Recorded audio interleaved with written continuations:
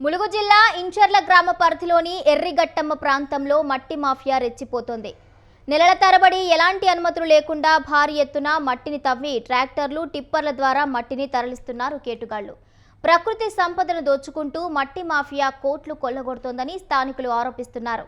ఇందిరమ్మ ఇళ్ల నిర్మాణాల పేరును అడ్డుగా పెట్టుకుని అక్రమార్కులు ప్రభుత్వ భూములను లక్ష్యంగా చేసుకుని మట్టిని తరలిస్తున్నారని గ్రామస్తులు మండిపడుతున్నారు. ఇంత జరుగుతున్నా అధికారులు మాత్రం చూసి చూడనట్లు వ్యవహరిస్తున్నారనే విమర్శలు వెల్లువెత్తుతున్నాయి. ఈ తవ్వకాలతో పర్యావరణానికి తీవ్ర నష్టం వాటిల్లడమే కాకుండా భూగర్భ జలాలపై కూడా ప్రభావం పడే అవకాశం ఉందని ఆందోళన వ్యక్తం చేస్తున్నారు. అక్రమ మట్టి తవ్వకాలపై అధికారులు వెంటనే ప్రత్యేక దర్యాప్తు చేపట్టి బాధ్యులపై కఠిన చర్యలు తీసుకోవాలని స్థానిక ప్రజలు డిమాండ్ చేస్తున్నారు.